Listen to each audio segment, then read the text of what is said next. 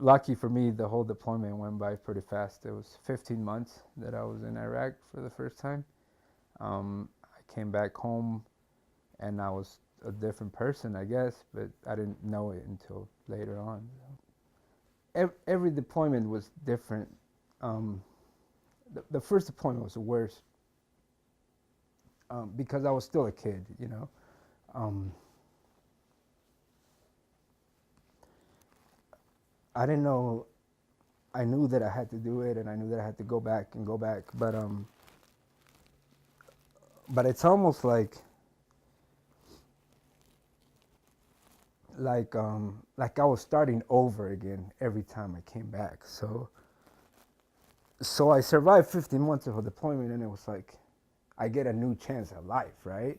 So it didn't make me more responsible. It made me more irresponsible in the sense of who knows if I'm gonna live the next one, right? So let's go all out and let's mess up my life as much as I can.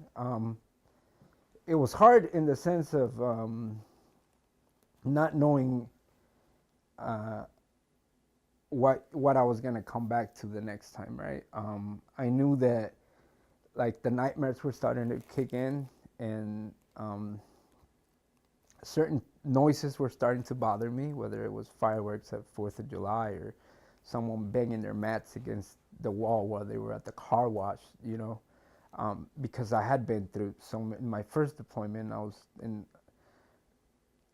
involved in 100 and something attacks, you know, like that was a lot for a 19-year-old to have been through, which I didn't think of it that way then. I just think of it now,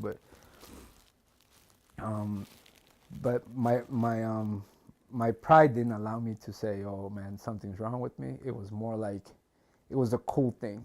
It was cool to talk about a nightmare that I had. It was it was kind of it made me one of the good guys to say that I had some kind of trauma because of war, and I didn't voice it to like a doctor or anything because I didn't want to get in trouble. I voiced it more to conversations with friends when we would talk about nightmares or anything, flashbacks or anything that happened to us. We would always say, talk about it in a like in how it was cool, not how it was bad. It was more like, oh, this happens to you. Well, let me tell you what happens to me, type of stuff.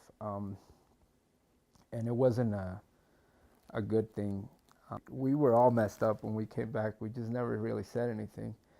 Um, about 3 months before we came back, the town that we were constantly going through on a convoy, um, the people stopped us and they walked past us with boxes of what looked like dead people in them, and they made a point to walk in front of us. And obviously we can't run them over or nothing, and that image stuck to us. And when we came back, it was like we were never allowed a chance to to heal or talk to each other about it. It was more like this is what life is. Like this is what you sign up for. Um,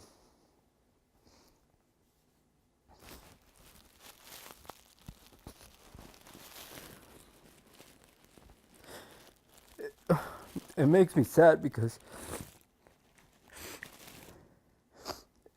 I was selfish and wanting to shoot people. You know, like why was I so anxious to want to do that? You know, I'm a lot better at it now, and I will never pull a gun on somebody that doesn't need me to do it.